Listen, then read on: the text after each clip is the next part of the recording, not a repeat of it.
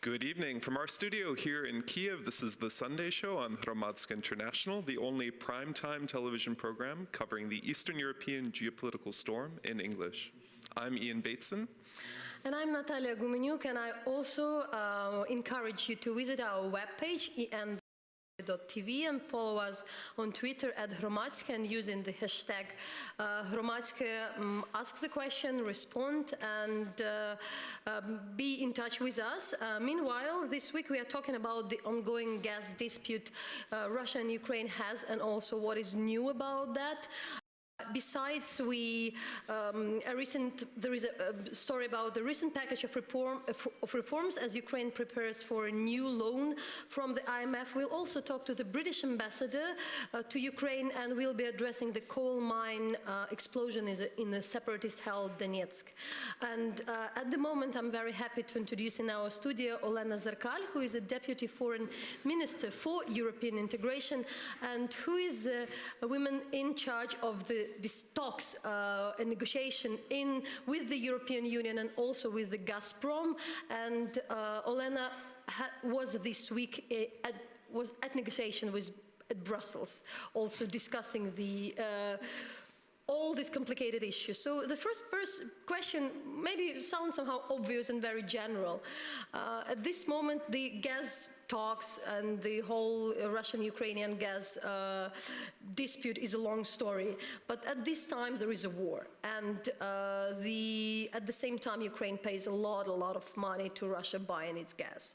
So how do you conduct negotiation with a company whose funds go directly to the state budget of the Russian state budget, and also there might be this money go to the separatists and to the Russian fighting in the east? How it goes to negotiate with Gazprom? With a disgust. No, actually I'm joking at such a topic for the evening of the Women's Day, but I do think that it's relevant because we have to negotiate such an issues with Gazprom because we are quite dependent on the Gazprom and the gas supplies. Of course, we managed to diversify some supplies during last year. However, still it is an issue, and we have to negotiate this issue with Gazprom because this is a major supplier of the gas to Ukraine, and not only to Ukraine, but also for European Union. Because you see, even the reverse flow depends on Russian supplies to European Union. And we know that during last few days, they raised these supplies on a half, 50% raised. And what is the atmosphere like, these negotiations? I mean, I would imagine they're very adversarial. Is it possible to make progress, or is it just very, very tense? The atmosphere is quite typical for all negotiations with Russians. We don't trust each other, and this is the main issue among us.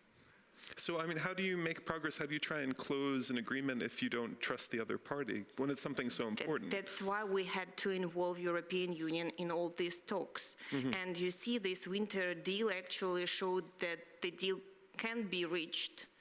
And actually it worked during quite a long period of time. Now, is it true? Because it seems, you know, when we've looked at Minsk and other negotiations, it seems like when the Europeans are in the negotiating room, much more progress is made. Does the situation change if there are European negotiators as opposed to just Russian and Ukrainians there? No, you see, we have to work and have to find some solutions, because otherwise it won't be possible to reach any compromise. And of course, the role of European Union and Commission itself is a major one, because parties have to find some common language and have to reach some compromises on some point of time. Oh, I understand that. I'm just curious if, you know, when you're sitting in a room, if it's just Ukrainians and Russians who you've said it's difficult for them to trust each other, and it's obviously there's compromise, but in the past we've seen that when Europeans are in the room in that moment, not just abstractly supporting, but trying to broker a deal, sometimes it seems like Russians in particular are more willing to compromise or are more eager to be seen as cooperative. Is that something you've seen? You see, they have to moderate the discussion and try to find the solutions, because sometimes they also have to find some language and not only language but the solution itself in order to find the proper way how to solve the situation. And of course, the assistance of the Commission in this respect is a major one. And what have international donors, also maybe the IMF, the EU, the United States, told Ukraine regards its support with Russia? Are there any conditions using their funds for paying the gas by Ukraine to Russia? It was actually an issue during the last negotiations in autumn time when we tried to reach the deal on the winter package. You might remember that we had to pay debts before the supply of the winter gas package. So that's why the assistance of the IMF at that point of time was very relevant. But at the same time, from where the money are paid? Are they paying from the Ukrainian budget or from some IMF funds for the gas with Russia?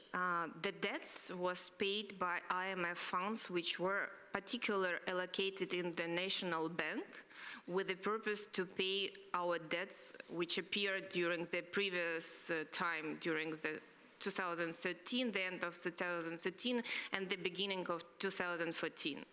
But what would be the Ukraine plan to make payments for gas further? Are the Ukraine is the government and the national Naftogaz company is going to wait or also rely on this money from the international donors, or there is any plan to pay it from? No, you see, we are now in the new conditions. We don't have to follow this principle of take or pay, which was the case for the actual contract. And the winter package gave us a possibility to pay in advance and to order some amount of gas, which we require now. And that's make us more flexible, because we have to rely on our funds and to buy as much gas as we need. And with this again, so what were the deal this week? What are the further steps? There was this winter package, and what we expect from Gazprom this spring? No, you see, Naftogaz was not in the position when they could rely on the supplies, because actually Gazprom broke the contract. They did not supply the amount which was prepaid by the Naftogaz. And the main issue for the discussion was whether Gazprom is going to follow the contract or it's not the case. And we have already heard from Gazprom and Miller itself that they will follow to the winter package and nothing will be changed during the end of March. But when you're saying, so Ukraine is saying it hasn't received all the gas that it paid for, correct? Yes. What is Gazprom saying? Are they saying they didn't that they delivered it all, or they're saying that this gas went to, say, separatist areas and Ukraine doesn't count that? No, actually, it was quite tricky, because the rhetoric they used that they were not sure whether we have money or not for further payments and further supplies. It's actually not their business to know whether we have money or not. We pay and ask an amount of gas we would like to receive for the period of time.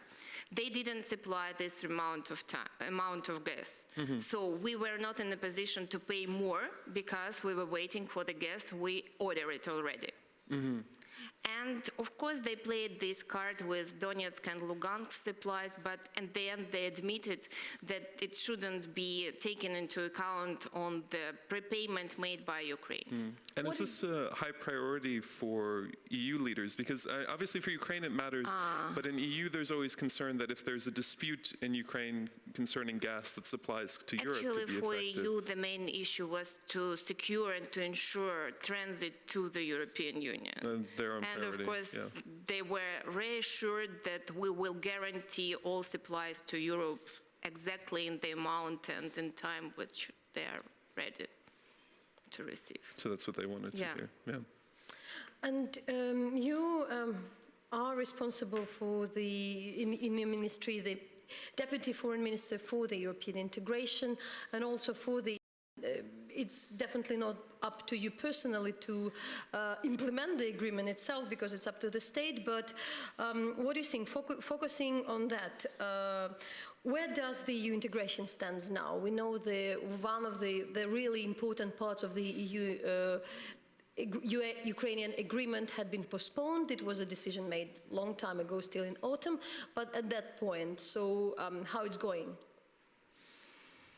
We actually started implementation immediately after the signing of the agreement, and I don't think that we are waiting for any additional signals. So of course we can't implement it fully.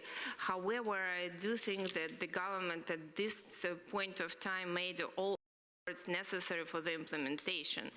And we also work together with the European Commission on association agenda. It's more practical document which will envisage all practical steps, and Commission is going to adopt this document together with the Ukrainian side next few weeks. No, but when we look at that, I mean, this is the interesting fact that the agreement was signed and there was a lot of coverage of that, but the implementation was delayed a year. And Ukraine said that they would implement the things on their own so that they would be ready for it. I mean, are there concrete areas that you're aware of where Ukraine is now ready to meet EU norms? You see, it's an interesting time because we have simultaneously two agreements which are enacted. One of them is the previous agreement on partnership and cooperation, and another is the association agreement. And in areas where association agreement has not entered into force, the partnership and cooperation agreement covered these areas. And for instance, in the sphere of approximation of legislation, we can continue work on the 15 or 16 areas which are envisaged by the Article 51 of the Partnership and Cooperation Agreement. So we continue approximation as well as we did before. Okay, so we can just stay in the course there. We've been already for many months, almost a year, waiting for the donor conference on Ukraine, and we know that it will take place probably this April, but why it has taken that long? Why it was many times postponed, which was considered a very important event? You see, frankly speaking, I think that was up to us, and we from our side we were not ready to submit any practical document which should be a basis for the conference. And at the same time, European Union and the Commission expressed its willingness to receive some results of the activities of the new government, to present to the donors what have been done for the period of time. That's why it was decided that it should be postponed for some time, and nowadays we are talking about the dates when the summit, Ukraine-EU summit, will be conducted in Kyiv. So, I mean, what you're saying is, of course, we're talking about the European Union, and then Ukraine has to show some sort of results in order to argue for cash. That has to say what it wants the money for, but it also has to show us what did you do with the money Ukraine already received, right? Like a neighbor who wants to know what happened there. But are there top priorities that needs to be shown, or are there key projects that you? If we were able to show this, then we'd be able to make a strong argument for more funds. Actually, we are talking about the same areas and the same priorities as IMF envisaged in the program. And of course, the crucial for the European Union, it's also an issue of the constitutional reform and decentralization. It's also an issue of judicial reform and combating corruption. But it seems like, your other area of expertise, the issue of gas, and the extent to which that sphere is subsidized and negotiations is part of that? No, it's more up to the IMF. With the European Union, yes, of course, this area is quite a crucial one for them, but they prefer to talk with us through the energy community who leading this issue in the European Union. I see. And the question we are often also asked, especially when we are somewhere outside of Ukraine by different people, because Ukraine is lobbies for sanctions from the United States and from the European Union. It's a big priority also for the Ukrainian diplomat, but at the same time the question is, where are the sanctions against Ukraine, against Russia from the Ukrainian side? Is the Ukrainian ministry, preparing any documents? Why there is no even formal appeal for sanctions against Russia if the Western partners go for the... You see, I do think that last year there were a number of new issues appeared in our society focus, and one of them is, of course, sanctions. And the new law on sanctions was adopted by the parliament and created the basis for sanctions. And of course, then some work has been done by the government, and the government adopted some resolutions with the list of people and entities to whom such sanctions should be addressed. But it's not such an easy task, and it's a period that only on the end of January, the National Council on Security and Defense adopted a decision to reiterate sanctions which were envisaged by the European Union and United States on some people from Russian Federation and the companies. And of course, we submitted our views to the National Council on Security and Defense with all this list, and the work still is going on. How do you explain usually that? How is this topic addressed when you speak to our Ukrainian European partners? No, probably ask the Ukrainian government about this. Actually, we have some sanctions. We have banned the entry into the territory of Ukraine for the number of Russians. We also banned such a possibility to supply some weapons or parts of the weapons to Russia, or even some goods which can be used. But a major part of it is the fact that the economies are interrelated, and that Ukraine... that's not only the issue. We actually have issues where we suffer a lot from the sanctions envisaged by Russia, the bans on trade, and we also decreased our trade tremendously with Russia. We lost more than 30% of our trade among Ukraine and Russia. So actually, sanctions are in place if you were talking about the results. But the result is from the Russian side, that they've imposed we sanctions. actually also decreased, for instance, we decreased our supply on gas from Russia. And we don't pay them such amount of money we used to pay before. It's also one of the sanctions. We prefer to pay to the European Union and to the companies in the European Union, not to Russians. So the energy politics as a part of that. I see. Okay, but having this opportunity and having the last question from me, so when in your position, what are the priorities for this European implementation of the EU agreement? When you speak, I know you were working years for really drafting this agreement. You were then at the Ministry of Justice. And what I know, there is some, not reluctancy, but it's a long process from a different institution. If you were in position, what there are 1, 2, 3 things to do very fast, which are manageable, which we can be more precise than the word reform, when we speak about the implementation of the EU agreement? What is a must? You put quite a provocative question. Of course, I would enhance the coordination mechanism, because I do think that it requires some additional enhancement, because it does not work properly. And of course, I will focus more attention on the non-tariff barriers to trade, because it's really important to eliminate all non-tariff barriers to trade before the entry of DCFTA part into force. All right. Well, thank you so much for joining us. We appreciate the update. Now we want to take a look in a different direction. As we've already emphasized, looking for funds and money is a major issue for Ukraine. In particular, in coming weeks, people are looking more to the IMF to see when the next amount of funds, the next loan is available. And hopefully we have on Skype who we'll be able to talk to very soon. Just wanna check. So we have on Skype Timothy Ash, the head of emerging markets research at ICBC-Standard Bank, and who is a key commentator on the Ukrainian economy. So there are definitely a few, and Mr. Ash has just come back from Ukraine, that's what I understand. Looks like they're there. Timothy, can you hear us? Is everything good on that end? Yes, the line's not very good, but yeah.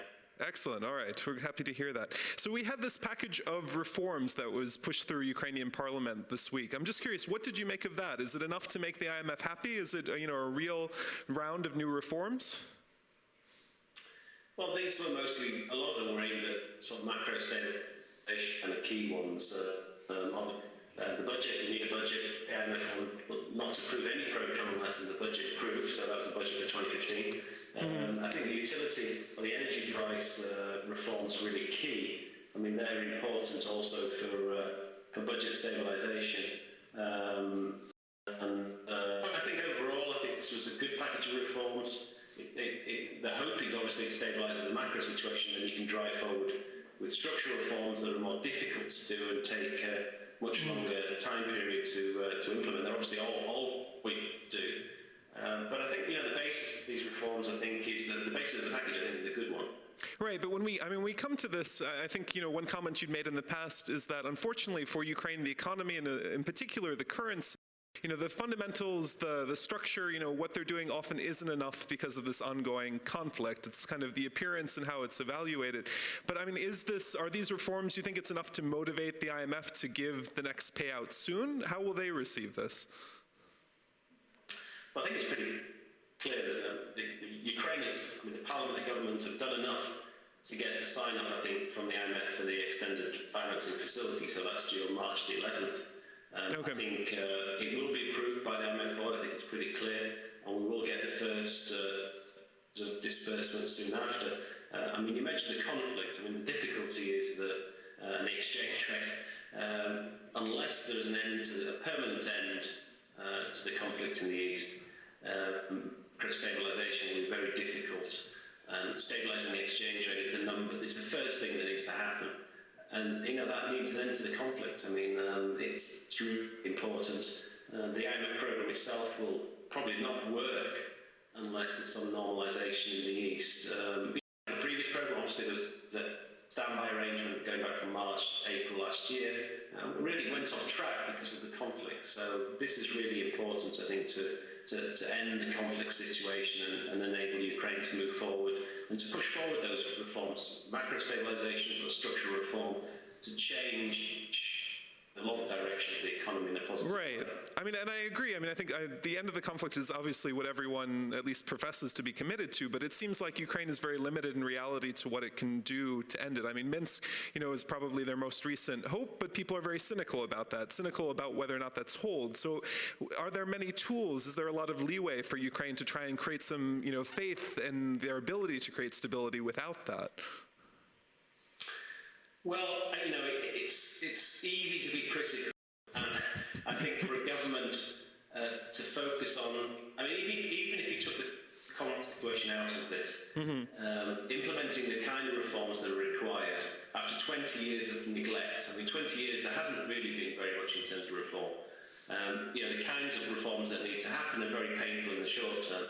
Painful, difficult to do, probably more difficult to do because of the fact of the past and the fact that bad policies have actually been implemented for much of the period of the last 20 years. It's often easier to build a house from scratch than kind of repair what you have already.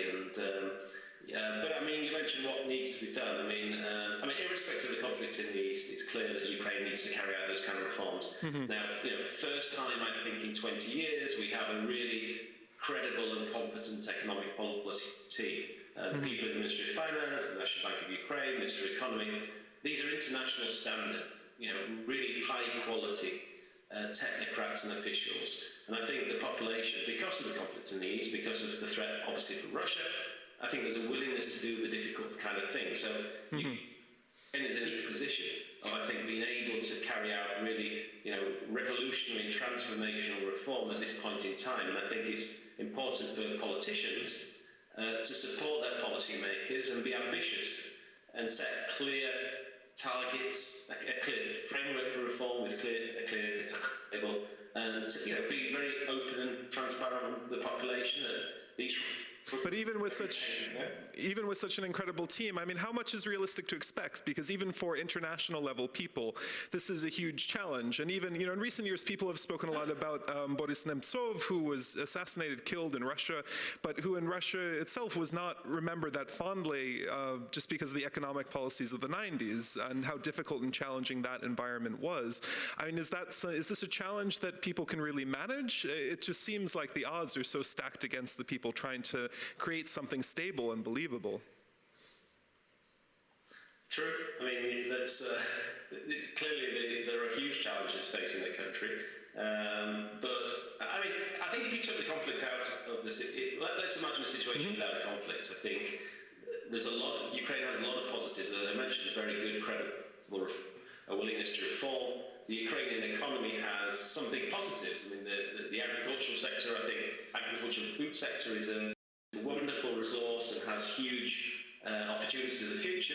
Big country, big skill base, energy sector that's a lot of low-hanging fruit. I mean, basically, if you put all those things together, Ukraine could be very successful, and Ukraine could be the next Poland. And I'm sure about that. She can be encouraged to stay on the sidelines and adopt a neutral approach. The reality is it's likely it's going to do that, but I think there's still this opportunity there for reformers. The population, I think, want to reform. It's part of the agenda to secure Ukrainian statehood is to deliver on a reform agenda. And I think, irrespective of what happens in the East, it's important for the policymakers and as I said, to set a clear framework of reform and a timetable of reform and try and push ahead with that anyway. But at the same time, we see that this reform package, though it can be very harsh for the society, what we understand that the prices for gas, which were probably really one of the gas for each household, it used to be the cheapest for in Europe. Maybe just Russians or people in Belarus paid less, but it's tremendously lower, and now it would be tripled. There are some cuts. The pension and also with subsidies. So there is some anxiety about maybe some public discontent, or also it can be used in the political game because there is also a lot of populism in Ukraine. So do these problems have the potential to break the governing coalition at these circumstances? And still, what are the things the government does wrong and could do differently and better in this situation? Well, I didn't really hear the question very well, but I guess what the question was. But I mean, in the end, I think if you take the gas price issue, there is no alternative. I mean, populists can say, well, we should delay it, but Ukraine simply cannot afford to pay the price of the imported gas. So who is going to pay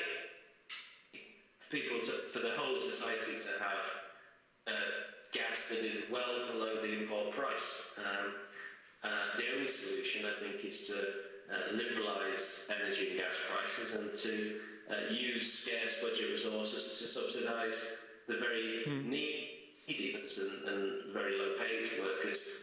And those people who can afford to pay for gas should pay the proper price for it. And I think that will help Ukraine because it will reduce consumption overall of energy and gas. It will be more efficient. Reduce the import cost. It will help the current account position. It help the exchange rate, help stabilise the exchange rate, and also help reduce the budget deficit. So, there is no alternative. Well, and you're talking a lot about necessity, which I understand, things that need to be done to restructure the Ukrainian economy, what Ukraine can't afford to do, because a lot of this comes to subsidies, not paying the market rate. But part of the question we're trying to ask is, we have this coalition, and whenever you have something that's hard, even when it's an economic necessity, you create an opportunity for populism. It can be very advantageous for certain parties to try and appeal to that. In particular, in the current governing coalition, we have Zasyadko and his radicals. We have Representative Tymoshenko and Batkovshina, who in the past have made appeals to more kind of populist elements. And when you have these areas, inflation is already quite large, price for energy, will be going up. And that seems to create an incentive for people in the coalition to try and reach out to those voters and possibly to alienate themselves from the other parties. Do you see a danger in that, or is that not a real issue for you? Well, absolutely. I mean, it was disappointing this week that we had a couple of major reform parties that decided not to support the IMF-related reforms. I mean, the reality is that there is no alternative. Mm-hmm. I mean, Ukraine is not able to pay huge subsidies to the population, or a large section of the population, to consume gas. That there is just no alternative. So, if those subsidies continue, the Ukrainian state will be totally bankrupt, and that will be a desperate and very terrible situation, I think, for the overall country. Will make it very hard to move forward. We'll see a return basically to the period of sort of 94, 95, where we saw hyperinflation.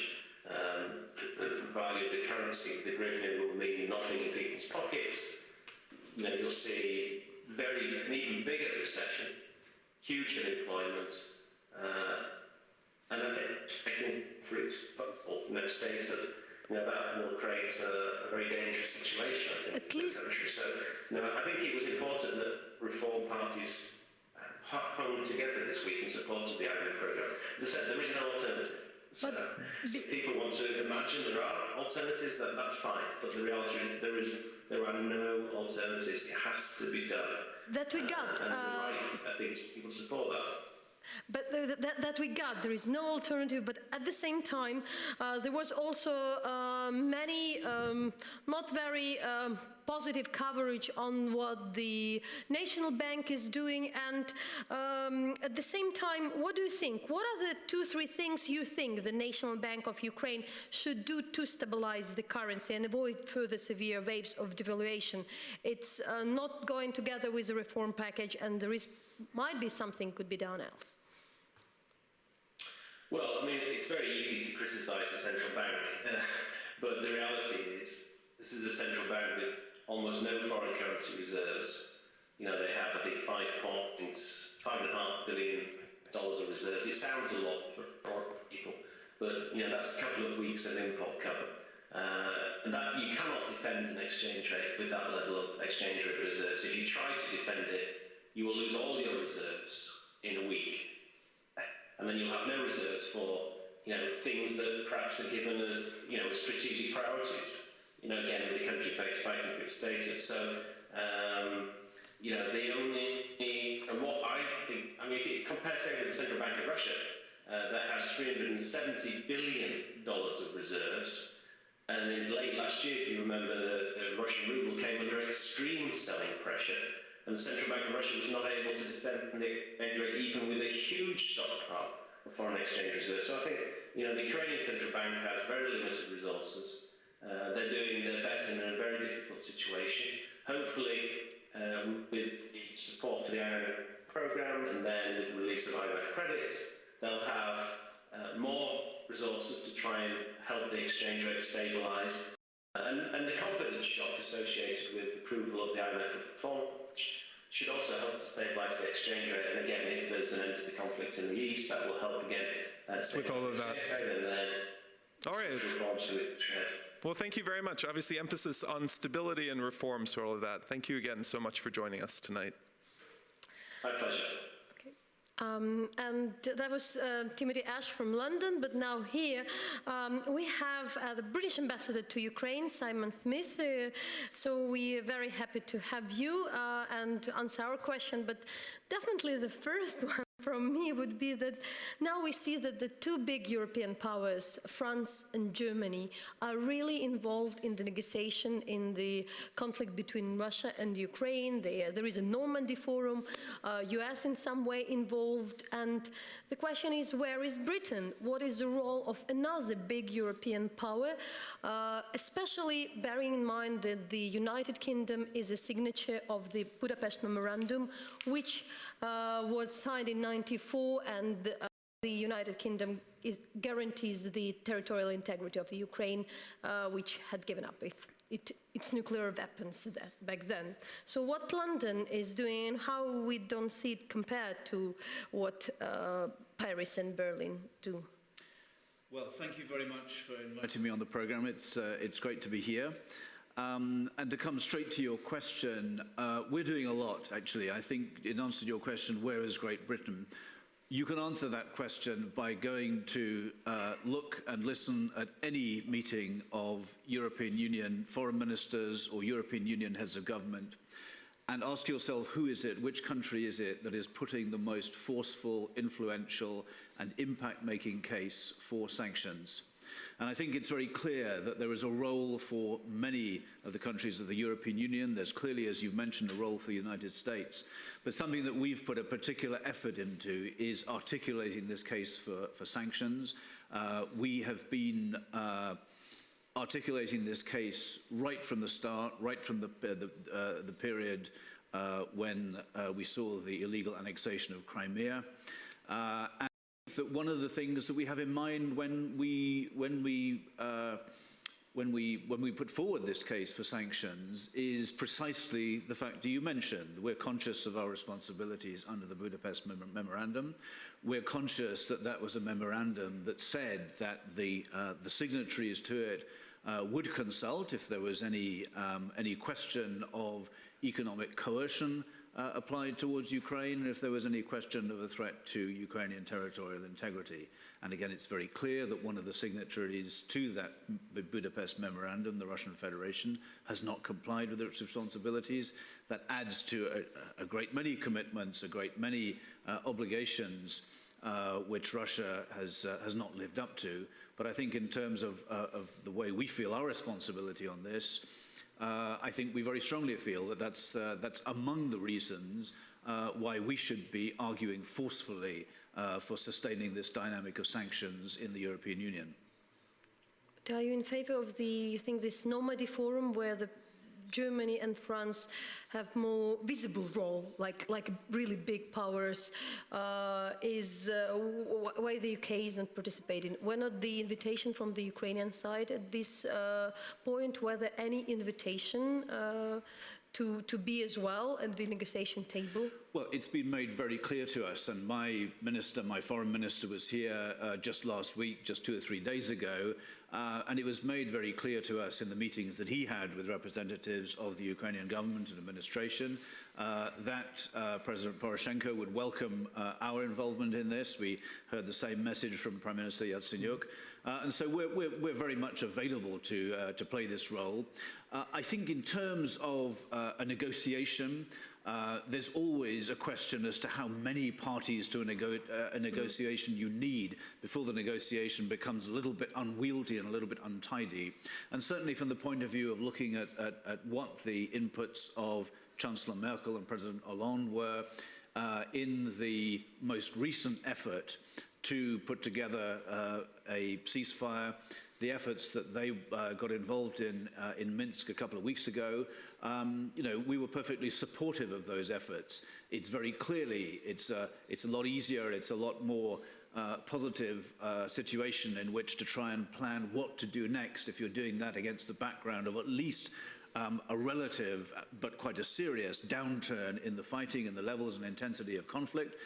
And so whatever we may think about the prospects for steps forward on implementing the Minsk package, we very much supported the role of the French and the Germans in getting stuck in Minsk and coming out with a way forward.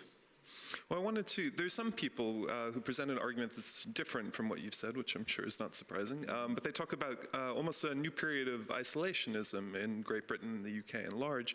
And we have one article, if we can pull up, this was from Anne Applebaum called Lex Britannica. It was in Slate, and I'll just read a quote from it briefly. The Iraq War turned many in Britain off the idea of ever cooperating with Americans, and the European recession explains a lot of the doubts about Europe. Provincialism is a factor too, in a country where the political class is consumed by an argument over the constitutional status of Scotland, events in the Middle East or Ukraine seem far away. Is there truth to this? I mean, are these events far away in Ukraine for many in the UK? I think Anne Applebaum is a very astute observer of these issues. And I think she's clearly picked up some dynamics which are present in British politics and in the minds of the British public.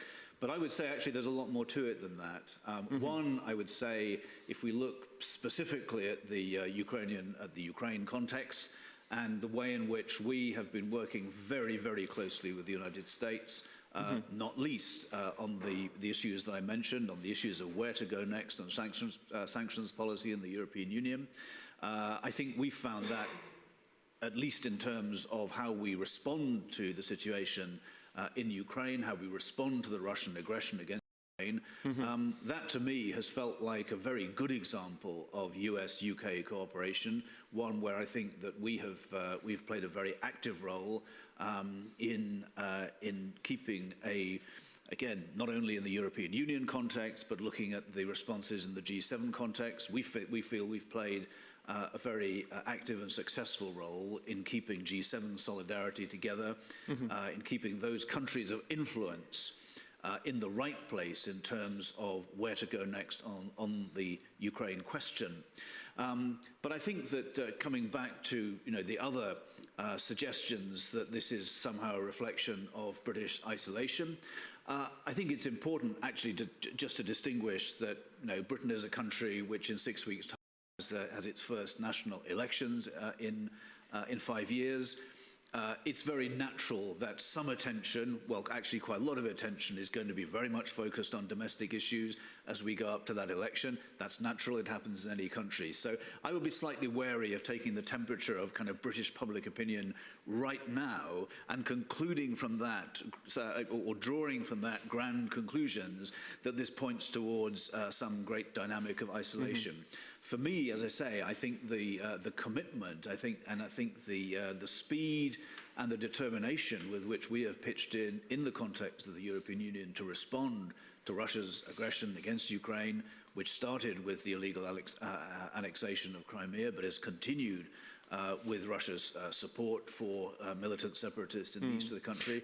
I think that's been a very powerful input, and I think that we have been anything but disengaged and isolated in the European Union context. Well, I think partially in recent weeks and months, there's also been more of a direct impact for the UK. I mean, you've had these issues of these Russian planes, violating British airspace or coming closer to it, which seems to connect it more directly. There's also the issue of Graham Phillips, this British citizen who'd been in eastern Ukraine with kind of connections to Russian media, who then turned up back in the UK, had been questioned, and then announced he was joining the UK Independence Party. So it seems like some of these factors do come back to the UK as well. Yeah, I mean, let's talk about the big picture things. Let's not talk about trivia like Graham Phillips. If you come back to what is the British government response, does it look seriously at what is actually happening in this part of Europe?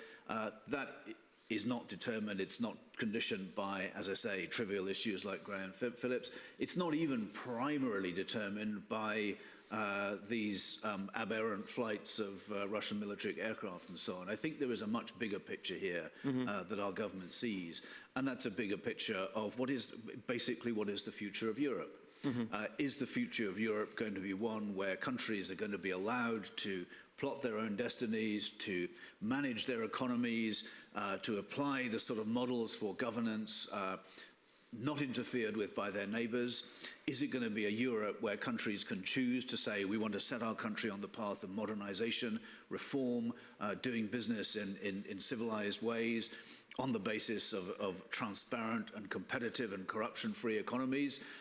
We want the countries to be able to make those choices, and we will support countries making those choices, and we fundamentally think that a situation in which a country, as I say, choosing the path of reform and having its neighbour deliberately destabilising it, that's the big issue.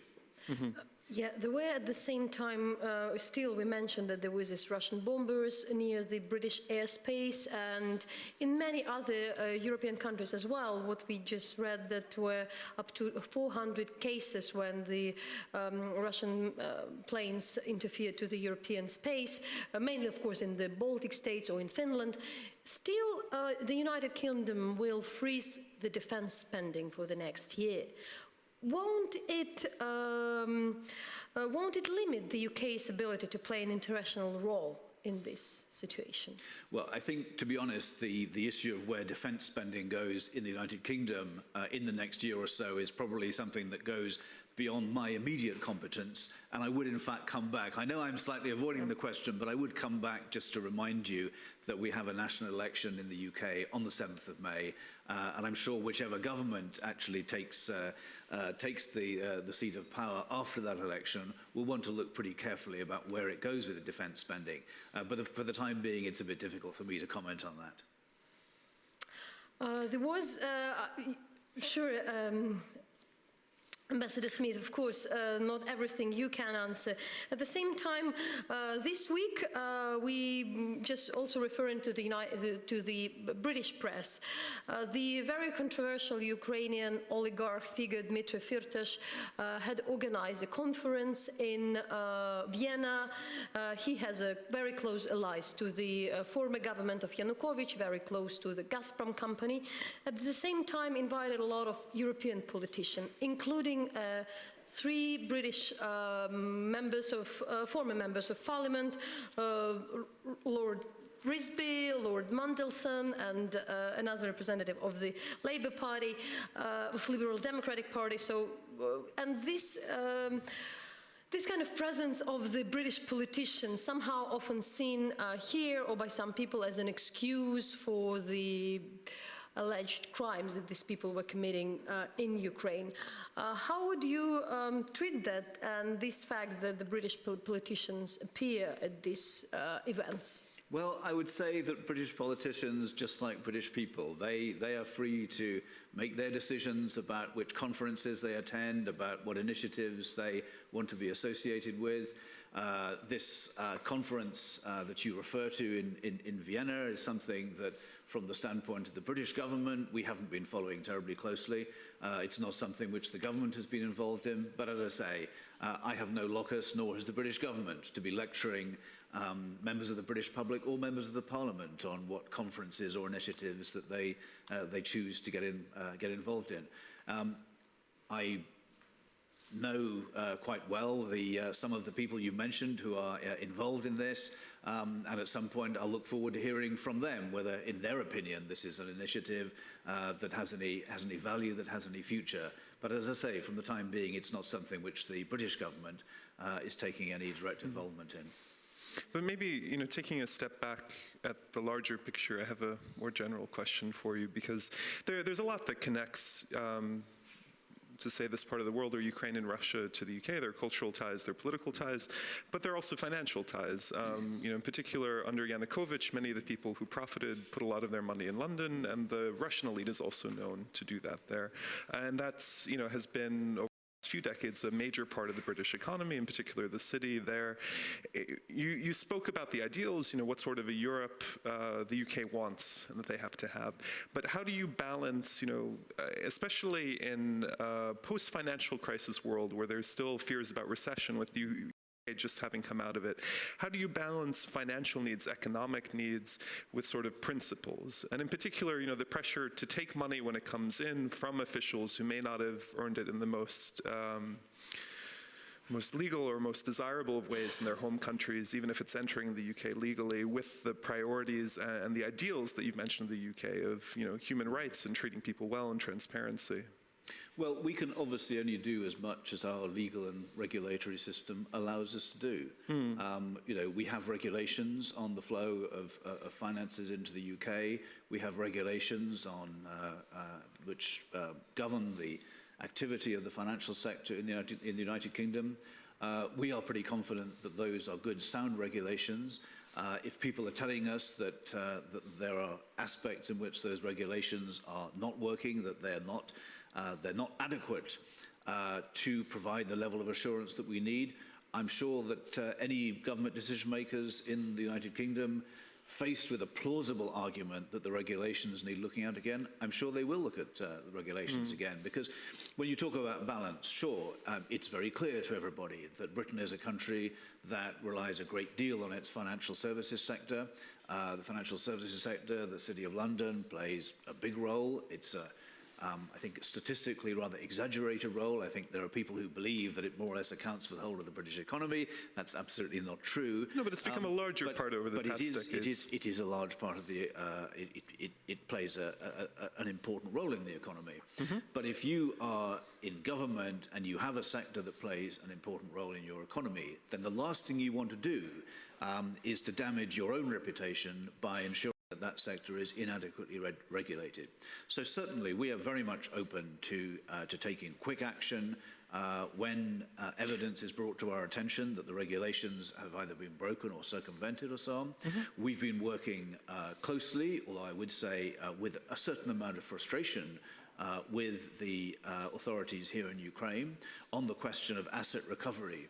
Where's the frustration from? Well, the frustration, I'll be very honest and say that that we have. It has, in a number of our lines of inquiry, it has been disappointing to us how slowly evidence and kind of documentary cooperation has been forthcoming from the Ukrainian Which is something we've also heard from Interpol and other organizations, also from the EU, that they're just not receiving what they need to get that status. So, I mean, I think that I think it makes sense for us to make clear that we're not, you know, we think things could move faster. We think the quality of evidence, the volume of evidence could be more. And not surprisingly, I hear a lot of representatives of the Ukrainian administration who will say, you know, Mr. Ambassador, you do realize that you know, billions of dollars were stolen from our country by the previous regime. What are you doing about it? Then I will say we are absolutely willing to cooperate on this project. But it's also a question of what you are doing about it as well. So I think it's something which we will still want to follow up very. We'll want to follow up very effectively. There has obviously been a change in the Office of the General Prosecutor quite recently. We will be looking with great interest at the way in which the bodies looking at sustaining the fight against corruption in Ukraine, the way those bodies shape up, and definitely looking to identify ways in which our cooperation with Ukrainian public institutions can be quicker, can be more effective, and can make more impact in future. And we know that there will be around 70 or 80 military advisors or trainers coming to Ukraine from the United Kingdom. And the question, I'll put it that way, it was written also in the different media that it's enough to provoke Russia, but not really enough to really do something big. So it's not up to you to discuss the decision of your government, but what else is done by the United Kingdom? Because, you know, any involvement of the military is really under big scrutiny of the Russia and is often misused. But how to treat that? Is something else coming besides this step? Yeah. And whom exactly they will train? Sure. Don't worry, it is up to me to answer for the policies of my government. That's what I'm here for. The question I tried to avoid was actually, I thought, looking at policies of future governments, so which is people I can't speak for. But sure, no, I mean, test your fortune telling. You very correctly observe that one of the most recent decisions taken by the British government has been to open this new program of training. There are not yet 75 people actually here in country. The numbers who've actually arrived are rather fewer than that. I met the initial team leader a few days ago. He came in to see me in the embassy to tell me what he was going to do. And I think that the point of all this, it wasn't designed to be a provocation of Russia. It wasn't designed not to be a provocation of Russia. I think very simply and straightforwardly, it was designed to be one of quite a large number of things that we are doing at the moment, whose objective is to strengthen the Ukrainian armed forces' capacity to defend against aggression What is and kind of capacity to deter aggression. The training at the moment will be in four sort of general fields. There'll be medical training, which equips people better to deal with handling casualties on the battlefield. There will be logistics training, how you supply your people in the field. There'll be intelligence training in the sense of how you increase your ability to take decisions in the field on the basis of knowing where you are, knowing where your enemy is, and there will be infantry training, which is all about how you increase your capacity to maneuver wisely, to move your assets deployed in a theatre of conflict. And so in all these ways, as I say, the basic aim is to ensure that better trained people emerge in a state in which they are better equipped to defend themselves, and because they are better equipped to defend themselves, they are also more likely to deter further aggression.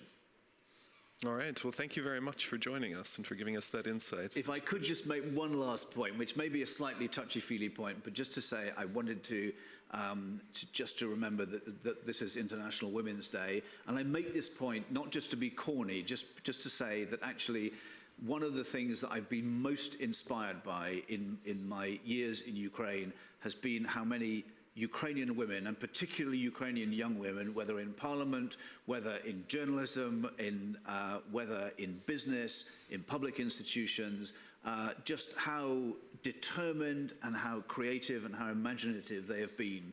And so I just wanted I also work with a lot of very talented women in my embassy here in Kiev, and I just wanted not to leave this studio without having given a big salute and a big tribute to them. While there are more just raising the issue, we once should discuss it later. We just talked a lot about the women who want to be conscripted to the army, but there is no way they get the training on that. So some of the people go and volunteer without a proper training. So there is always ongoing issues for the women in Ukraine, a different kind. Thanks a lot, Mr. Ambassador. Thank you very much. Nice to be here. And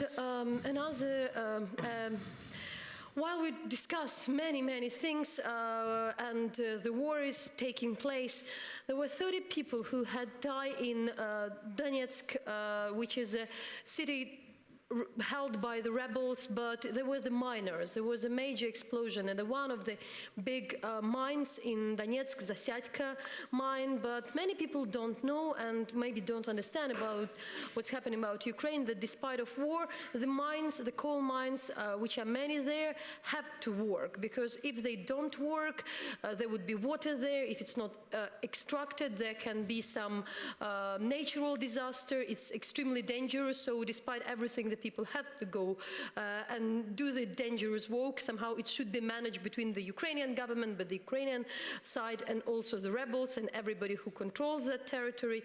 So for that, we are also contacting the people in Donetsk. Yeah, so hopefully joining us via Skype is Nataliya Vasilyeva of the Associated Press, who is at the site this week. So thank you so much for joining us, Nataliya. Could you describe the scene for us a little bit this week? What was it like there? Oh, we might be having some issues with the connection. Nataliya, let us know if you can hear us, if it goes through. Nataliya is in Donetsk, so it's sometimes can take a little while. We're trying to reach out to there. I'm part of the reason why we're looking at this segment is this was a major disaster which was covered this week. But as always, as all the disasters, from shelling to different fighting, it affects average people. And we want to connect that story because even if many people are being injured or killed or going through suffering, it doesn't lessen their stories. It needs to be shared, it needs to be put out there. So maybe we can try once more if we're able to hear Nataliya. No, it doesn't seem like it. All right. Well, maybe we'll grab her some other time. I think we have a video that maybe before we settle down our Skype with Donetsk, there are more stories which probably not that often covered. This week was there were the funerals of the high-level and political ally of the former president, Mikhailo Chechetev. He has committed suicide, and the former party of region people went to to pay a tribute to him to one of the big state hospitals. But this is a story we want to show you not just about that, because it shows a lot about the relations between the society and the former leaders of the former party.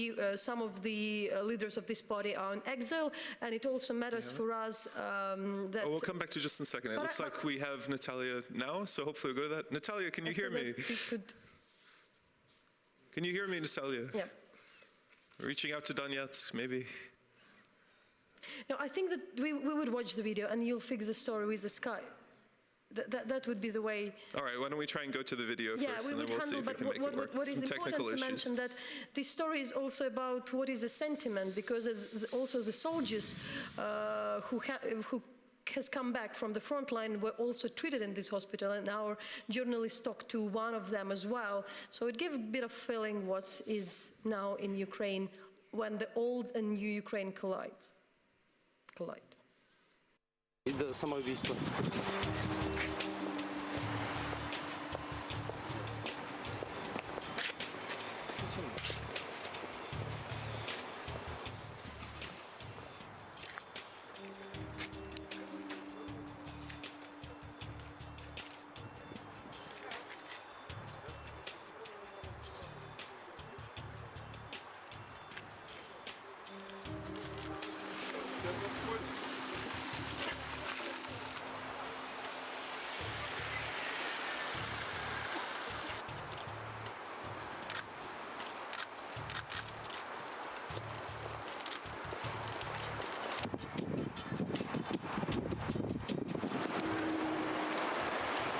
Дуже гарна людина. Дуже така, знаєте, вихована людина. Ви знаєте, я б не хотів би зараз ці речі якби поєднувати.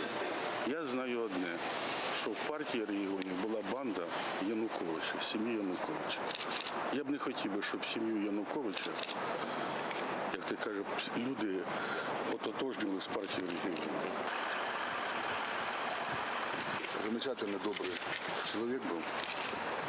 Очень бережно и тепло относился к своим друзьям. Он харьковчанин. Я читала такое, говорят по телевизору, и пытаются там сделать из него какой-то шаляда. Или мир перевернулся, или с нашим обществом что-то происходит, что нужно очень срочно лечить.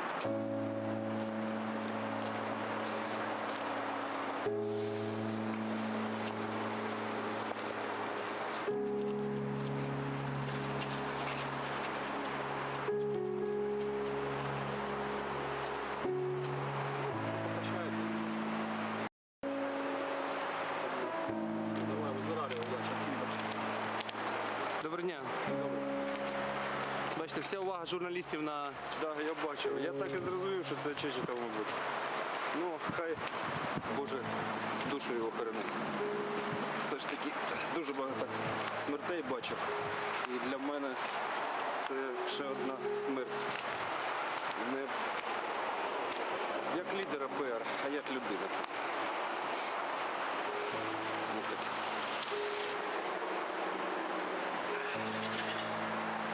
Що з вами сталося?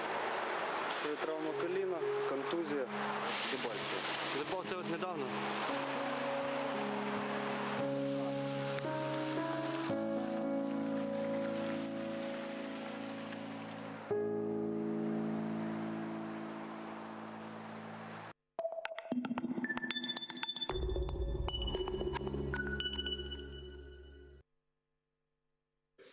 All right, so thanks for joining us again. We're going to give it one more shot with Nataliya in Donetsk and see how that goes. Nataliya, can you hear us by any chance? Yes, I can hear you a little bit. Oh, excellent. Sorry for all the trouble. Happy International Women's Day. We appreciate you staying up and talking to us. So I know you were at the site of the mining disaster this week. Could you just describe it a little bit, what was going on there, what you saw, what the mood was? Yes, I must say that the site of this particular accident was very different from what I've seen in Russia and in Ukraine before. And the main reason is that because there were tons of journalists and families of coal miners but there wasn't a single official to be seen who would brief on the situation or explain what was going on. So by noon, and that would be 6 hours after we would have several high-ranking rebel officials arriving in very expensive cars. We're talking BMWs, Mercedes, and none of them would talk to the press or even say how many survivors have we got or how many people are trapped. And this was, of course, a total tragedy for the families in the first place, because the families have been there and they have heard unconfirmed reports about dozens of dead, and nobody would talk to them, and this was probably the saddest thing of all.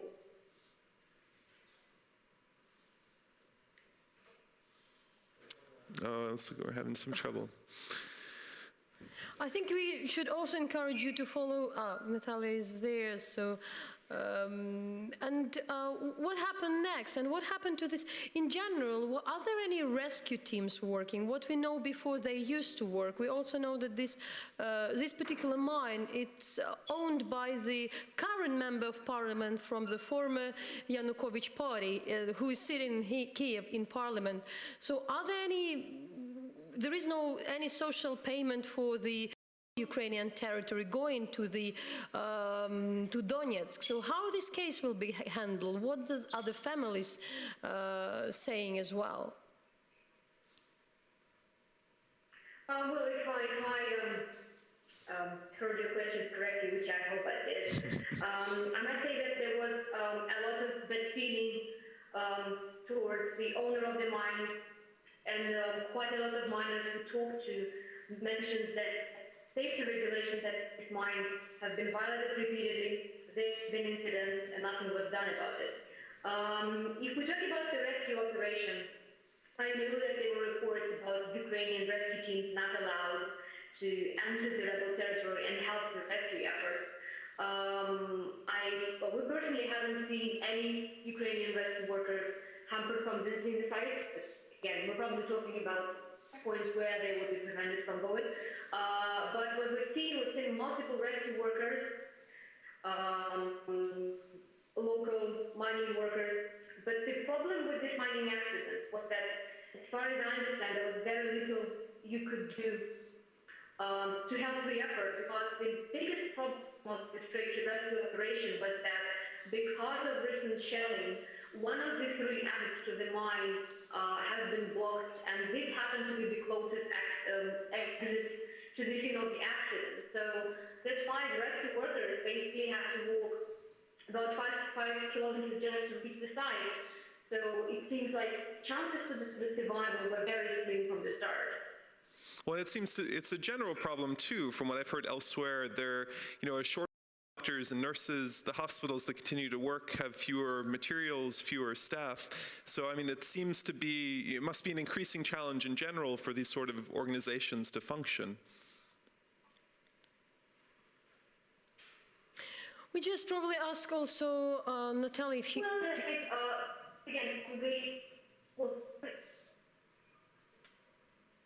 That's a poor... Sorry, can you say that again? I didn't quite hear that. I think we mentioned that it's really lack of the doctors, lack of the material to really operate, and in case of this incident or tragedy, there is little can be done. But we are really also interested what's happened these days in Donetsk. What is the atmosphere?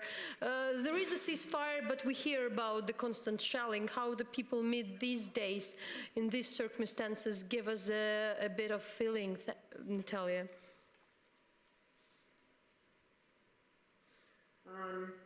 I didn't quite hear your questions, Nataliya, but I think I heard what Ian was talking about, hospitals and medical costs. I can say that, to my surprise, there are very few ambulances at the site. And I guess the only explanation could be that the chances for survival for those miners, let's say this way, were quite slim from the start. Maybe that's why not many emergency workers were there. And second, in terms of hospitals, we visited one of the hospitals where one of the miners was receiving treatment, and we were told by the hospital staff that they had the necessary medicine and food So they didn't seem to have any problems with that. Okay, so the problem was just more in the incident itself and the structures making it hard to access. I see. All right, well, thank you so much for that insight into this event, which has really captured people everywhere. Take care. All right, well, I guess that's the end of our show.